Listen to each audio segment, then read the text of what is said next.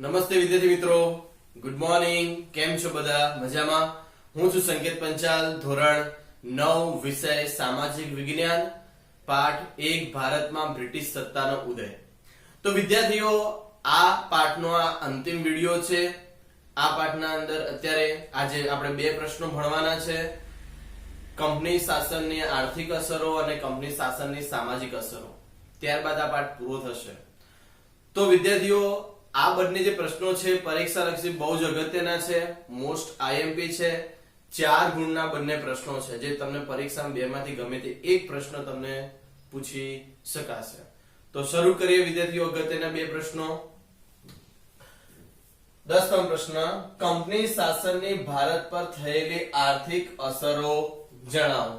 અથવા કંપની શાસનની ભારત પર કઈ કઈ આર્થિક અસરો થઈ. અથવા ટૂંક નોંધ લખો કંપની શાસનની આર્થિક અસરો. વિદ્યાર્થીઓ, અહીં તમને પ્રશ્ન 3 માંથી ગમે તે એક પૂછી શકે પણ જવાબ તમારે એક જ આવશે. બરાબર? તો જુઓ, કંપની શાસનની આર્થિક અસરો. તો વિદ્યાર્થીઓ, કંપની શાસનની આર્થિક અસરો કઈ થઈ જોઈએ કે કંપની શાસનની ભારત પડેલી આર્થિક અસરો નીચે મુજબ છે. પહેલી અસર શું છે? જુઓ, ભારત દેશ છેલ્લા 2000 વર્ષથી દુનિયામાં આર્થિક ક્ષેત્રમાં ગૌરવભર્યું સ્થાન ધરાવતો હતો. બ્રિટિશ કંપનીના 100 થી 200 વર્ષના શાસનકાળમાં તે બ્રિટિશ સામ્રાજ્ય માટે કાચો માલ ઉત્પન્ન કરનાર અને તૈયાર થયેલા પાકા માલ માટે બજાર બની ગયો. આ બે પોઈન્ટ સમજાવો વિદ્યાર્થીઓ. ભારત દેશ પ્રાચીન સમયથી આજથી 2000 વર્ષથી પહેલા ભારત દેશ આખા વિશ્વમાં ખૂબ જ મહત્વનું અને ગૌરવભર્યું સ્થાન ધરાવે છે. ભારત દેશ એવું કહેવાય કે ભારત દેશમાં છેલ્લા 100 વર્ષ 100 થી 200 વર્ષ સુધીના સમયગાળા દરમિયાન અંગ્રેજ લોકોએ ભારતમાં શાસન કર્યું. આ શાસનકાળ દરમિયાન ભારત દેશ ઘણી બધી વસ્તુઓનું ઉત્પાદન કરતું હતું અને એ બધી વસ્તુઓનું એટલે કે કાચા માલનું ઉત્પાદન કરીને ઇંગ્લેન્ડ એટલે કે બહારના દેશોમાં વેપાર કરતો હતો. એટલે કાચો માલ ઉત્પન્ન કરે અને તૈયાર કરવાનું મુખ્ય સ્થાન એક ભારત દેશ ગણાતો હતો. ફરીથી તમને કહું છું કે બ્રિટિશ કંપની 100 કે 200 વર્ષના શાસનકાળમાં બ્રિટિશ સામ્રાજ્ય માટે કાચો માલ ઉત્પન્ન કરનાર અને તૈયાર કરનાર ગણાતો હતો.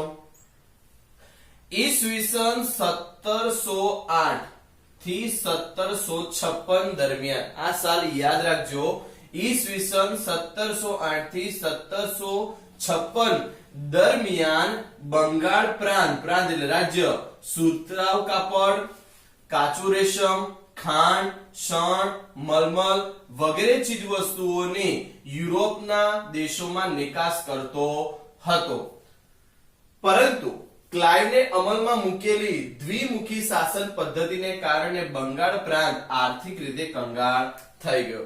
હવે આર્થિક રીતે કંગાળ કેવી રીતે થઈ જાય છે એ હું તમને સરળતાથી સમજાવું. જુઓ વિદ્યાર્થીઓ, ઈસવીસન 1708 થી 1756 ના સમયગાળા દરમિયાન જે બંગાળ પ્રાંત છે એટલે બંગાળ રાજ્યના અંદર કહેવાય કે ભારત દેશની ઘણી બધી વસ્તુઓનું ઉત્પાદન થતું એટલે મુખ્ય કેન્દ્ર ગણાતું હતું. ઈસવીસન 1708 થી 1756 ના સમયગાળા દરમિયાન બંગાળમાં સુતરાઉ કાપડ, રેશમી કાપડ, મલમલ, તેજાના, મરી મસાલા, ઘડી વગેરે આ બધી વસ્તુઓનું ઉત્પાદન આપણા ભારત દેશમાં એટલે બંગાળમાં થતું હતું. આ બધી વસ્તુનું ઉત્પાદન કરીને ભારત દેશ યુરોપિયન દેશોમાં મોકલતો હતો અને ભારત દેશ અને યુરોપિયન દેશો વચ્ચે વેપાર ખૂબ સારો ચાલતો હતો. પરંતુ એવા સમયગાળા દરમિયાન ભારત દેશની આવકમાં પણ ઘણો વધારો હતો એટલે ભારત દેશ આર્થિક રીતે ખૂબ સમૃદ્ધ ગણાતો હતો. એ સમય બાદ ભારતમાં યુરોપિયન પ્રજા આવી. યુરોપિયન પછી ડચ, ફ્રેન્ચ લોકો બધા આવ્યા. ત્યારબાદ છેલ્લે અંગ્રેજી જે પ્રજા આવી, મેં તમને આના વિશે આપણે ભાગ 1 ના અંદર ભાગ 1 અને ભાગ 2 માં ચર્ચા કરી છે. હવે હું તમને કહી દઉં કે 1708 થી 1756 ના સમયગાળા દરમિયાન બંગાળમાં કઈ કઈ વસ્તુનું ઉત્પાદન થતું હતું? તો સુતરાઉ કાપડ, રેશમી કાપડ, મલમલ, તેજાના, મરી મસાલા, ઘડી, આ બધી વસ્તુનું ઉત્પાદન થતું હતું. આ બધી વસ્તુનું ઉત્પાદન કરીને યુરોપિયન દેશોમાં આ બધી વસ્તુઓની માંગ ખૂબ જ હતી. પરંતુ ક્લાઈવ એટલે કે રોબર્ટ ક્લાઈવ જે બંગાળના અંદર આવે છે, એટલે કે પ્લાસીનું યુદ્ધ પછી બક્સરનું યુદ્ધ થયું, અને બક્સરના યુદ્ધ પછી કહેવાય કે બંગાળનો કોઈ નવાબ રહેતો નથી. તો રોબર્ટ ક્લાઈવ જ પોતે જ નવાબ બની જાય છે અને પોતે જ બંગાળને પોતાના હકમાં કરે છે અને પોતાની સત્તામાં લાવે છે અને પોતે જ બંગાળમાં શાસન કરતો હોય છે. ત્યારે એ સમયમાં રોબર્ટ ક્લાઇવે બંગાળના અંદર દ્વિમુખી શાસન પદ્ધતિ શરૂ કરી. તમને પ્રશ્ન પૂછે કે બંગાળમાં ક્લાઇવે કઈ પદ્ધતિ દાખલ કરી, તો લખવાનું દ્વિમુખી શાસન પદ્ધતિ દાખલ કરે છે. દ્વિ એટલે બે, મુખ એટલે મુખ, બે પ્રકારની પદ્ધતિ દાખલ કરે છે. દ્વિમુખી શાસન પદ્ધતિના અંદર ખેડૂતો પાસે કામ કરાવે છે અને કામ કર્યા બાદ વળતર ખેડૂતોને આપતા નથી, પણ જે કઈ વળતર મળે છે એ બધું જ અંગ્રેજો પોતાની પાસે રાખે છે અને એને પાકને વેચે છે અને એમાંથી જે કઈ રૂપિયા આવે છે એ બ્રિટિશ લોકો પોતાની પાસે જ રાખતા હોય છે. આવી રીતે ખેડૂતો ઉપર અત્યાચાર અને જોર જુલમો કરતા હતા. વિદ્યાર્થીઓ, પ્રાચીન સમયમાં ભારતના ગામડા સ્વાવલંબી અને સમૃદ્ધ હતા. અંગ્રેજોના શાસનથી તે ગરીબ અને પરાધીન બન્યા. અંગ્રેજ સરકારની આકરી અને અન્યાયી મહેસૂલ નીતિને કારણે ભારતના ખેડૂતો પાયમાલ અને દેવાદાર બન્યા. વિદ્યાર્થીઓ, આ ટોપિક હું તો ઊંડાણપૂર્વક તમને સમજાવું તો સાંભળજો. વિદ્યાર્થીઓ, ભારત દેશ પ્રાચીન સમયથી કેવો ગણાતો હતો? ખેડૂતો સ્વાવલંબી એટલે ખેડૂતો જાતે જ ખેતી કરતા હતા, જાતે જ પાક ઉગાડતા હતા અને પાક ઉગાડીને પોતાના ખાદ્ય માટે વસ્તુઓ રાખતા અને જે પાક વધે છે એને વેચીને જે કઈ રૂપિયા આવે છે એમાંથી પોતાનું નિર્વાહ ચલાવતા હતા. એવું કહેવાય છે કે બક્સરનું યુદ્ધ જ્યારે પૂરું થયું, બક્સરનું યુદ્ધ પૂરું થઈ ગયા પછી બ્રિટિશ લોકોને બંગાળ, બિહાર અને ઓરિસ્સા ત્રણેય જગ્યાએ દીવાની સત્તા મળે છે. ત્યારે બ્રિટિશ લોકોએ બંગાળ પ્રાંતના અંદર વધુ આવક કમાવાની લાલચમાં તેઓ ક્યાં આવ્યા? બંગાળ પ્રાંતમાં આવે છે. તેઓએ જોયું કે બંગાળના અંદર લોકો બહુ આર્થિક રીતે સમૃદ્ધ છે. એનું કારણ તપાસ કર્યું તો કારણ જાણવા મળ્યું ખેતી પ્રવૃત્તિ ખૂબ સારી છે, જેના કારણે તો બ્રિટિશ લોકોએ વિચાર કર્યો કે આ બધી વસ્તુ આપણા હકમાં કરવી છે. તો ત્યારે બ્રિટિશ લોકોએ મહેસૂલ પદ્ધતિ દાખલ કરે છે, હપ્તો ઉઘરાવે છે, મહેસૂલ પદ્ધતિ ઉઘરાવે છે, જેના અંદર દર વર્ષે મહેસૂલમાં વધારો કરે છે. મહેસૂલમાં નક્કી કરે કે દર વખતે ખેડૂતોએ મહેસૂલ ભરવાનું છે. ખેડૂત લોકો મહેસૂલ ભરે પણ છે અને દર વર્ષે મહેસૂલમાં વધારો થતો જાય છે. પણ એક સમય એવો આવ્યો કે ખેડૂતો મહેસૂલ ભરી શકે તેવી હાલતમાં હતા નહીં. ખેડૂતો પાસે જે કઈ રૂપિયા હતા એ રૂપિયા તો આપી દીધા, ત્યારબાદ પોતાની પાસે જે ઘરેણા હોય છે એ પણ આપી દે છે, ત્યારબાદ પોતાનું જે ઘર હોય છે એ પણ ગીરવે મૂકે છે અને મહેસૂલ ભરે છે, છતાં પણ મહેસૂલ વધતું જાય છે. ત્યારે ખેડૂત લોકોએ જમીનદાર પાસે પોતાની જમીન ગીરવે મૂકે છે અને મહેસૂલ ભરતા હોય છે. અને એક સમય એવો આવી જાય છે કે ખેડૂતો મહેસૂલ ભરી શકે તેવી હાલતમાં છે નહીં. ત્યારબાદ જમીનદારે બધી જ જમીન કહેવાય કે બ્રિટિશ લોકોને વેચી દે છે અને બ્રિટિશ લોકો એ જમીનમાં પોતાનો અધિકાર જમાવે છે અને ખેડૂતોને એમની જમીનમાં પાકનું વાવેતર કરાવે છે, પાકનું ઉત્પાદન કરાવે છે અને મહેનત મજૂરી કરાવે છે. છતાં પણ 2 ટાઈમનો રોટલો પણ એમને આપતા નથી. મહેનત મજૂરી કરાવે છે પણ એમને રૂપિયા આપતા નથી. જે કઈ પાક ઉગે છે એ પાક પોતાની પાસે રાખે છે અને વિદેશોમાં કહેવાય કે ઊંચી કિંમતમાં એને વેચી દે છે. અને જે કઈ રૂપિયા આવે છે, જે કઈ રૂપિયા અંગ્રેજ લોકો પાસે આવે છે એમાંથી ખેડૂત લોકોને આપતા નથી અને એ બધા પૈસા પોતાની પાસે રાખે છે. આમ આ રીતે બ્રિટિશ લોકો ઘણા વર્ષો સુધી કર્યું હતું. એવું કહેવાય કે લગભગ 23 વર્ષ સુધી બ્રિટિશ લોકોએ ખેડૂતો પર આવો અત્યાચાર કર્યો હતો અને 23 વર્ષના અંદર લગભગ 23 કરોડ રૂપિયા કરતા પણ બ્રિટિશ લોકો વધારે આવક ભેગી કરી હતી. જેનાથી કહેવાય કે બ્રિટિશ લોકોએ ભારતમાં તાર ટપાલ વ્યવસ્થા, સંદેશાવ્યવહાર, વર્તમાન પત્રો, જહાજો, બંદરો આવી ઘણી બધી વ્યવસ્થા શરૂ કરી હતી. પણ અંતે તો કહેવાય કે આ પ્રકારના શોષણ અને અત્યાચારને કારણે એક પરિણામ હતું. તો વિદ્યાર્થી મિત્રોને ટૂંકમાં સમજાવ્યું કે ભારતના અંદર બ્રિટિશ લોકોના આગમનથી બંગાળના ખેડૂતો સ્વાવલંબી હતા અને સ્વાવલંબીમાંથી હવે શું થઈ ગયા? પરાવલંબી. સ્વાવલંબી એટલે પોતાની, પહેલા અંગ્રેજ લોકો ભારતમાં નતા આવ્યા એના પહેલા ખેડૂતો કેવા હતા?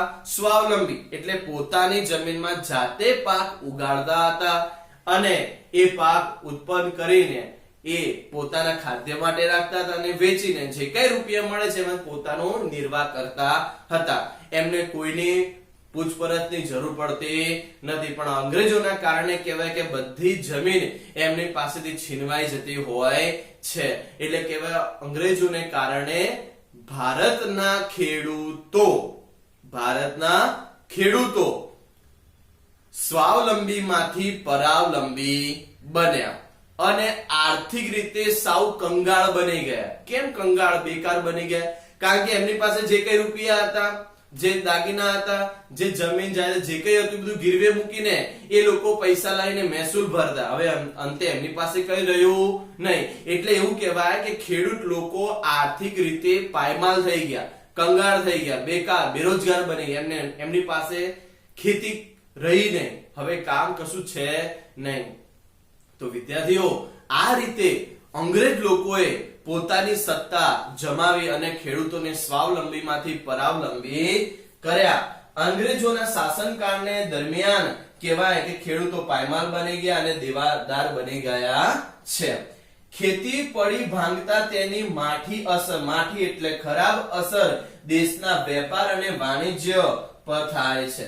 વિદ્યાર્થીઓ, ખેડૂતોની આવી આર્થિક અસર તૂટે છે અને ખેડૂતો પાયમાલ અને દેવાદાર બને છે. તેના કારણે આપણા ભારત દેશનું વેપાર અને વાણિજ્ય વ્યવસ્થા ઉપર ખૂબ જ ખરાબ અસર પડતી હોય છે.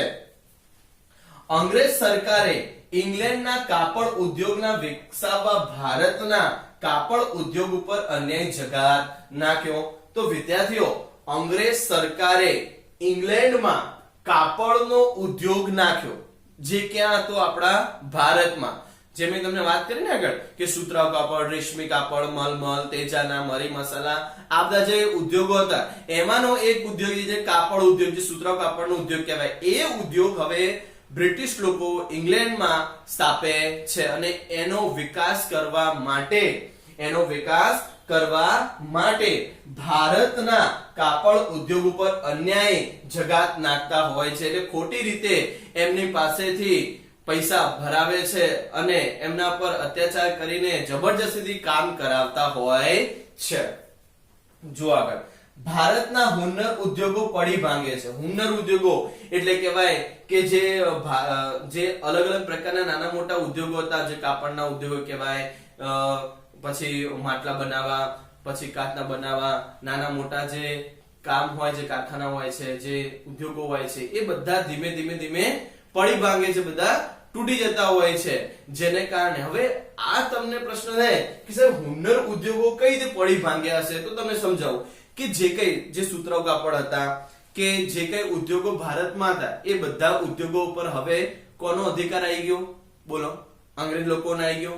અંગ્રેજ લોકોનો અધિકાર આવવાને કારણે બધા ઉદ્યોગો પોતાનો અધિકાર અંગ્રેજ જમાવ્યો. એ ઉદ્યોગોમાં અંગ્રેજોએ જેટલા પણ કર્મચારીઓ કામ કરતા હતા એ બધાને ઉદ્યોગમાંથી કાઢી દીધા. જેને કારણે ઉદ્યોગના અંદર રહેતા કારીગર વર્ગ બેકાર બન્યા, હુન્નર ઉદ્યોગો પડી ભાંગ્યા. જેના કારણે કારીગર વર્ગ બેકાર બને છે અને કેટલાક ઉદ્યોગોના અંદર કારીગરોને રાખે છે, પણ મહેનત મજૂરી કરાવે છે, કામ કરાવે છે, પણ એમને એટલે કારીગરોને પૈસા આપતા નથી અને એમની પાસે કામ કરાવતા હોય છે. તો આવા અત્યાચાર કરતા હતા. એટલે કહેવાય કે ઉદ્યોગો પડી ભાંગે છે. અંગ્રેજ સરકારે અયોગ્ય રીત રસમો અપનાવી. શું લખ્યું છે? અયોગ્ય એટલે ખોટી રીત રસમ અપનાવે છે. ખેડૂત લોકો પાસે તો મેં તમને વાત કરી, ઉદ્યોગોના અંદર કારીગરો કામ કરવાની ના પાડે. ઉદ્યોગના અંદર જો કર્મચારીઓ કે મજૂરો કામ ના પાડે તેમના પર ચાબુકના ફટકા મારતા હતા અને એમના પર ખોટી રીતે ઈજા કરતા હતા. આવી રીતે કહેવાય કે કારીગરો ઉપર અત્યાચાર અને જોર જુલમ કરતા હતા. એટલે કહેવાય કે અયોગ્ય રીત રસમ અપનાવતા હોય છે અને એના પરિણામે ભારતના ઉદ્યોગ ધંધા બધા પડી ભાંગે છે અને કારીગર વર્ગ બેકાર અને ગરીબ બની જાય છે. વિદ્યાર્થીઓ, આટલું તમને ખ્યાલ આવ્યો? હવે આગળ જુઓ. કંપનીના નોકરો ખાનગી વેપાર કરતા. તેઓએ બંગાળના વણકરો પાસેથી સસ્તામાં અને ટૂંકી મુદતમાં કાપડ પૂરું કરવાનો કોન્ટ્રાક્ટ લખાવી લેતા. ઇનકાર કરનાર વણકરો તેઓને ફટકા મારાવી કે જેલની શિક્ષા કરતા હતા.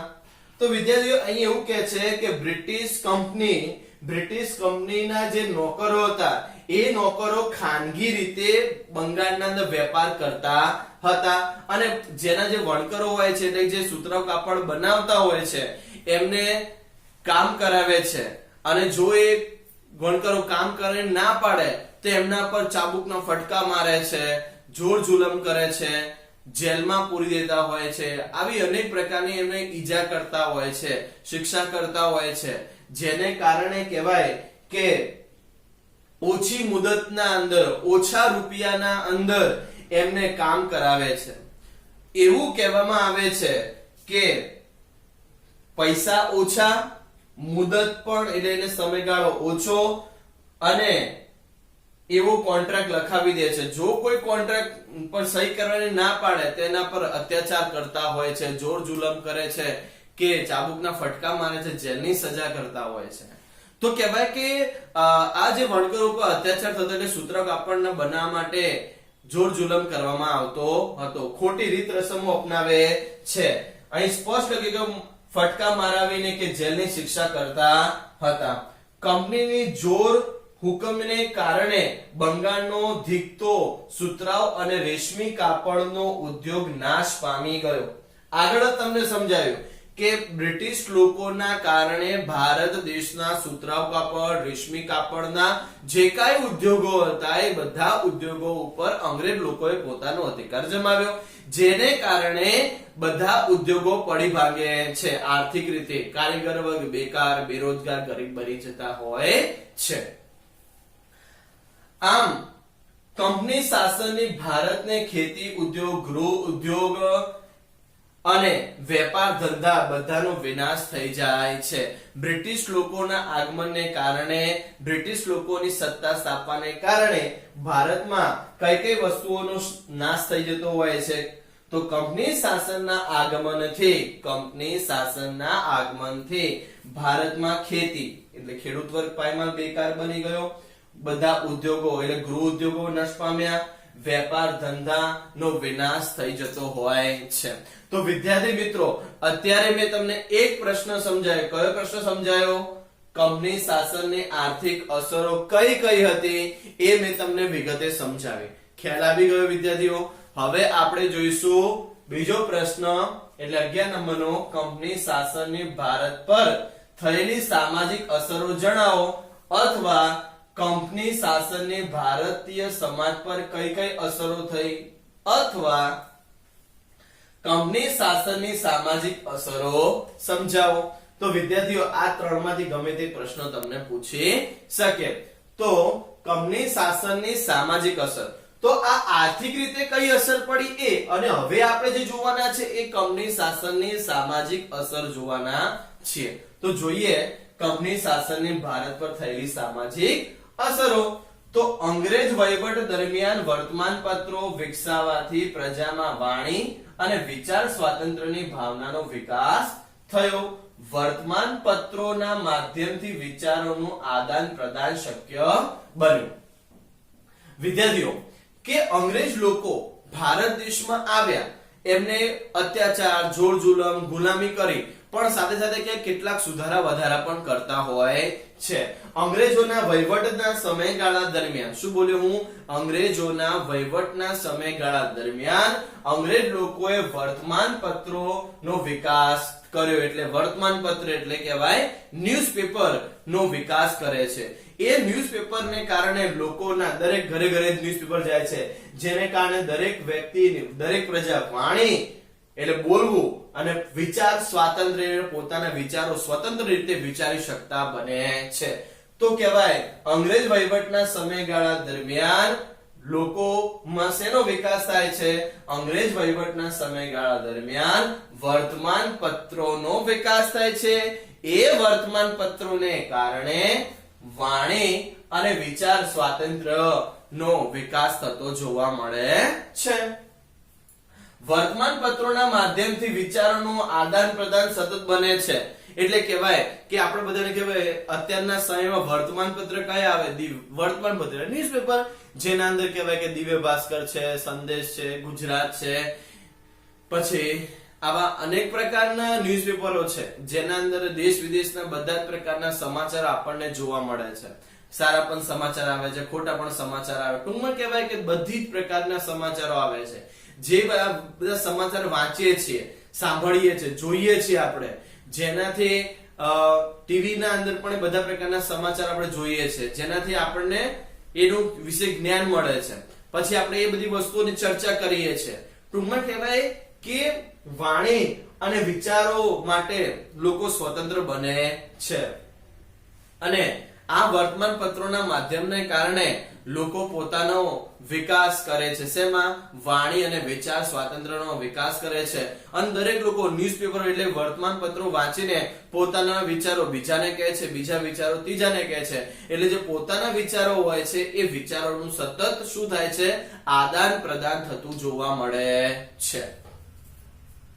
તો વિદ્યાર્થીઓ, તમને પૂછે કે કંપની શાસનના સામાજિક અસરો કઈ થઈ? તો પહેલી વસ્તુ તમને ખ્યાલ આવી. બીજો ટોપિક 18મી થી 19મી સદીના સમયગાળા દરમિયાન, આ ખાસ યાદ રાખજો વિદ્યાર્થીઓ, લખવાનું છે. 18મી થી 19મી સદીના સમયગાળા દરમિયાન ભારત દેશમાં ઘણા બધા કુરિવાજો ચાલતા હતા. તમને પ્રશ્ન પૂછે કે ભારતમાં કુરિવાજો કઈ સદીમાં જોવા મળતા હતા? તો કહેવાય 18મી સદી થી 19મી સદીના સમયગાળા સુધી ભારતમાં કેટલાક કુરિવાજો હતા. કયા કયા કુરિવાજો હતા? તો કહેવાય કે સતી પ્રથા, જન્મતા વેદ દીકરીને દૂધ પીતી કરવી એટલે બાળકીને મારી નાખવી, બાળ લગ્ન, દહેજ પ્રથા, વિધવા પુનઃ લગ્ન વ પ્રતિબંધ જેવા અનેક પ્રકારના કુરિવાજો ચાલતા હતા. કયા કયા કુરિવાજો વિદ્યાર્થીઓ? 18મી થી 19મી સદીના સમયગાળા દરમિયાન ભારતમાં કયા કયા કુરિવાજો ચાલતા હતા? તો કહેવાય કે સતી પ્રથા, જન્મતા વેદ દીકરીને દૂધ પીતી કરવી એટલે કે દૂધમાં ડબોળીને મારી નાખવી, બાળ લગ્ન, નાની ઉંમરમાં લગ્ન કરાવી દેવા, દહેજ પ્રથા, વિધવા પુનઃ લગ્ન, આવા અનેક પ્રકારના કુરિવાજો આપણા ભારત દેશમાં 18મી સદી થી 19મી સદી સુધી ચાલતા હતા. આ બધા કુરિવાજોને રોકવા માટે કેટલાક લોકોએ આંદોલન કર્યું અને કેટલાક કુરિવાજો પ્રતિબંધ પણ થાય છે. તો આ બધા કુરિવાજોને રોકવા માટે કયા કયા લોકોએ પ્રયત્ન કરે છે? તો સતી પ્રથા, જન્મતા વેદ બાળકીને દૂધ પીતી કરવી, દહેજ પ્રથા, લગ્ન પ્રથા, બાળ લગ્ન પ્રથા, દહેજ પ્રથા, વિધવા પુનઃ લગ્ન, જે બે કુરિવાજ હતા એ બધા કુરિવાજોને રોકવા માટે બધા લોકો ભેગા મળીને એનું આંદોલન કરે છે. અંગ્રેજોના સંપર્કથી રાજા રામમોહન રાય, બહેરામજી બલમારી, દુર્ગારામ મહેતા વગેરે સમાજ સુધારકોએ આ બધા કુરિવાજો નાબૂદ કરવાનો કાયદો બનાવ્યા.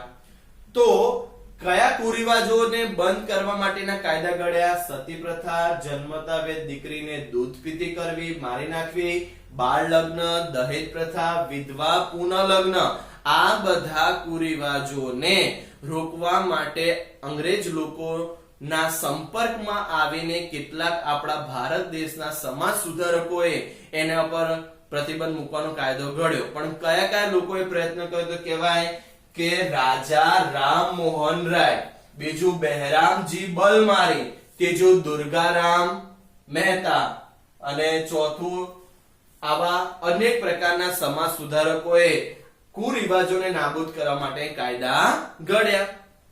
આગળ, ભારતમાં શિક્ષણ ક્ષેત્રે અંગ્રેજીકરણ થતા દેશમાં અંગ્રેજી ભાષા જાણનારા લોકોની જરૂર ઊભી થઈ. વિદ્યાર્થીઓ, અહીં એવું કહેવાય કે ભારત દેશમાં અંગ્રેજ લોકો કહેવાય કે ધીમે ધીમે અંગ્રેજ લોકોએ પોતાની સત્તા તો જમાવી દીધી, પછી અંગ્રેજ લોકોએ ભારત દેશમાં અંગ્રેજ શિક્ષણની વ્યવસ્થા ઊભી કરવા માંગે છે, જેને કહેવાય અંગ્રેજ કેળવણીની વ્યવસ્થા ઊભી કરવા માંગે છે. આ અંગ્રેજી શિક્ષણ ક્ષેત્રમાં અંગ્રેજીકરણ દેશમાં ભારત દેશમાં દાખલ કરીને અંગ્રેજી ભાષા એટલે કહેવાય કે ઇંગ્લિશ ભાષા ભારતમાં દાખલ કરે છે અને એમાં દરેક લોકોને નોકરીઓ પણ આપે છે. એટલે કહેવાય કે શિક્ષણ ક્ષેત્રોની જરૂરિયાત ઊભી કરીને લોકોને કહેવાય કે કાર્ય પણ કરતા જોડે છે. અંગ્રેજ ધારાશાસ્ત્રી મેકોલોએ ના પ્રયત્નોથી ઈસવીસન 1834 માં ભારતમાં અંગ્રેજ શિક્ષણની પદ્ધતિ શરૂ થઈ. એક ગુણનો પ્રશ્ન પૂછાય, ભારતમાં કયા અંગ્રેજ ધારાશાસ્ત્રીએ અંગ્રેજી શિક્ષણની સ્થાપના કરી? ક્યારે? તો અંગ્રેજ ધારાશાસ્ત્રી લોર્ડ મેકોલે ના પ્રયત્નથી ઈસવીસન 1834 માં ભારત દેશમાં અંગ્રેજી શિક્ષણની સ્થાપના થઈ. આ બાદ ચાર્લ્સ વુડ ની ભલામણથી આપણા ભારત દેશમાં અલગ અલગ જગ્યાએ અંગ્રેજી શિક્ષણની કેટલી યુનિવર્સિટી સ્થાપવામાં આવે છે. તો તમને પ્રશ્ન પૂછે, ચાર્લ્સ વુડ ની ભલામણથી કઈ કઈ જગ્યાએ યુનિવર્સિટીની સ્થાપના થઈ? તો જવાબ શું આવશે? ચાર્લ્સ વુડ ની ભલામણથી ભારતમાં મુંબઈ, ચેન્નઈ અને કોલકાતા આ ત્રણ જગ્યાએ યુનિવર્સિટી સ્થાપવામાં આવે છે. ફરીથી કહું છું, ચાર્લ્સ વુડની ભલામણથી ભારતમાં કઈ કઈ જગ્યાએ યુનિવર્સિટી સ્થાપવામાં આવી? ચાર્લ્સ વુડની ભલામણને કારણે ભારતમાં મુંબઈ, ચેન્નઈ અને કોલકાતા આ ત્રણ જગ્યાએ યુનિવર્સિટી સ્થાપવામાં આવે છે. આટલું ખ્યાલ આવે વિદ્યાર્થીઓ? આગળ, ભારતમાં અંગ્રેજી શિક્ષણ શરૂ થતા અનેક નવા અંગ્રેજી શિક્ષણ વર્ગ ઉભો થયો. નવા શિક્ષિત યુવાનોમાંથી રાજા રામમોહન રાય, દુર્ગારામ મહેતા, નર્મદ, મહિપતરામ, રૂપરામ, કરસન દાસ મુળજી, બહેરામજી બલમારી વગેરે સમાજ સુધારકો થયા. તો વિદ્યાર્થીઓ, અહીં મેં તમને કીધું કે અંગ્રેજ ધારાશાસ્ત્રી મેકોલોના પ્રયત્નથી ઈસવીસન 1834 માં ભારતમાં અંગ્રેજ શિક્ષણની સ્થાપના થઈ. આ અંગ્રેજ શિક્ષણની સ્થાપના થયા બાદ ચાર્લ્સ વુડની ભલામણથી ભારતમાં ત્રણ જગ્યાએ યુનિવર્સિટી સ્થાપવામાં આવે છે. કઈ ત્રણ જગ્યા? મુંબઈ, ચેન્નઈ અને કોલકાતા. આમ ત્રણ જગ્યાએ યુનિવર્સિટી સ્થાપવામાં આવે છે. ત્યારબાદ આપણા ભારત દેશમાં ધીમે ધીમે કહેવાય અંગ્રેજી શિક્ષણ તરફ લોકો વળાંક કરે છે. અંગ્રેજી શિક્ષણનો ક્રેઝ વધતો જાય છે. અંગ્રેજી ભાષાનો વર્ગ ઉભો થતો જાય છે. ભારતમાં અંગ્રેજી શિક્ષકો વધી ગયા અને અંગ્રેજી શિક્ષણ વર્ગ ઉભો થાય છે અને નવા યુવાનોમાં કહેવાય છે કે આ બધી અંગ્રેજી ભાષાનો ખૂબ જ ક્રેઝ શરૂ થતો હોય છે અને દરેક ક્ષેત્રના અંદર ધીમે ધીમે અંગ્રેજી ભાષા મહત્વની બની છે. અને આજે પણ જુઓ વિદ્યાર્થીઓ કે અંગ્રેજી ભાષા ખૂબ મહત્વની બની. દરેક જગ્યાએ, દરેક ફિલ્ડના અંદર, દરેક ક્ષેત્રના અંદર અંગ્રેજી ભાષા વપરાય છે. એટલે એવું કહેવાય અંગ્રેજ લોકો આવ્યા અને અંગ્રેજી ભાષા મૂકીને ગયા. એને આપણે ફોલો કરીએ છીએ. પણ જો હવે આપણે મેઇન વસ્તુ જુઓ કે કયા કયા લોકો યુવાનો આ જોડાયા હતા? તો કહેવાય રાજા રામમોહન રાય, દુર્ગારામ મહેતા, નર્મદ, દહીપતરામ, રૂપરામ, કરસનદાસ મુળજી, બહેરામજી બલમારી વગેરે લોકો સમાજ સુધારક હતા. ફરીથી કહું છું, કયા કયા લોકો સમાજ સુધારક હતા?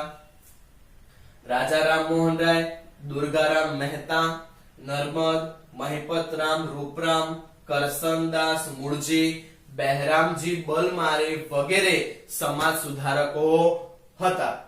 એ સમાજ સુધારકોએ સક્રિય પ્રયત્નોના પરિણામ રૂપે ભારતમાં સુધારાના પ્રક્રિયાનો વેગ મળ્યો. એટલે વિદ્યાર્થીઓ, આ બધા જે મેં તમને હમણાં આજે સમાજ સુધારકોના નામ કીધા, 2 થી 3 વાર કીધા, એ બધા સુધારકોએ એટલે બધા લોકોએ પ્રયત્ન કરીને ખૂબ આંદોલન કર્યું અને અંગ્રેજ લોકોની કેટલીક મારપીટનો પણ સામનો કર્યો છે, જેની સજા પણ ભોગવે છે. ટૂંકમાં કહેવાનો મારો મતલબ એમ છે કે અંગ્રેજ લોકોના અત્યાચારનું સહન કરીને પણ આ બધા સુધારકોએ ભારત દેશમાં કેટલાક જે કુરિવાજો હતા એ કુરિવાજો અને સમાજને સુધારવા માટે કેટલાક સક્રિય પ્રયત્નો કરે છે. આમ કંપની શાસને ભારતીય સમાજ પર નોંધપાત્ર અસરો જોવા મળે છે. તો વિદ્યાર્થીઓ, અંગ્રેજ લોકોના આગમનને કારણે ભારત દેશમાં ઘણી બધી આર્થિક અસરો અને સામાજિક અસર થતી હોય છે. આર્થિક અસર આપણે જોઈ, સામાજિક અસરના અંદર પણ જો અંગ્રેજ લોકોના આગમનને કારણે ભારત દેશમાં કહેવાય કે રેલવે ની સ્થાપના થાય છે મુંબઈ થી થાણા વચ્ચે 1853 માં. ત્યારબાદ ભારત થી ઇંગ્લેન્ડ વચ્ચે તાર ટપાલની વ્યવસ્થા, વર્તમાન પત્રોની વ્યવસ્થા, આ ઉપરાંત જહાજોની વ્યવસ્થા, જાહેર બાંધકામોની વ્યવસ્થા, જાહેર કંપનીઓની સ્થાપના કરી. ત્યારબાદ જાહેર બંદરોની પણ સ્થાપના કરતા હોય છે. પછી યુનિવર્સિટી પણ સ્થાપી, મુંબઈ, ચેન્નઈ, કોલકાતામાં ચાર્લ્સ વુડની ભલામણથી અંગ્રેજ શિક્ષણની કહેવાય કે યુનિવર્સિટી સ્થાપે છે. ત્યારબાદ લોર્ડ મેકોલોય અંગ્રેજ શાસ્ત્રી ઈસવીસન 1834 માં ભારતમાં અંગ્રેજ શિક્ષણની શરૂઆત પણ કરતા હોય છે. અને આ બધા સમાજ સુધારકોએ ભારત દેશને ઘણા બધા સક્રિય પૂર્ણ ભારત દેશને સમાજ સુધારક કાર્યો કર્યા છે અને વિકાસની પ્રક્રિયા પણ આગળ વધારી છે. તો વિદ્યાર્થીઓ, અહીં આજે મેં તમને 2 પ્રશ્નો ભણાવ્યા. કયા 2 પ્રશ્નો? કંપની શાસનની આર્થિક અસરો, કંપની શાસનની સામાજિક અસરો. તો આ બંને પ્રશ્નો અહીં પૂરા થાય છે. આજનો પ્રશ્ન વિદ્યાર્થીઓ, આજનું હોમવર્ક, આજનું લેસન વિદ્યાર્થીઓ, આજે આ બોર્ડ ઉપર લખેલા જે 2 પ્રશ્નો છે એ 2 પ્રશ્નો તમારે એસએસ ના ચોપડામાં લખવાનું છે. ત્યારબાદ દરેક વિદ્યાર્થી એસએસ ના ચોપડીમાં જે સ્વાધ્યાય આપ્યું છે એ સ્વાધ્યાય પણ તમારે એસએસ ના ચોપડામાં લખવાનું છે. આ તમારું હોમવર્ક અને આ બંને પ્રશ્નો ખાસ તમારે તૈયાર કરવાના, મોઢે કરી દેવાના છે. બરાબર? તો વિદ્યાર્થીઓ, અહીં આપણો આ પહેલો પાઠ પૂરો થાય છે. તો હવે આપણે મળીશું પાઠ 2 ના અંદર. તો ત્યાં સુધી દરેક વિદ્યાર્થીઓને નમસ્તે.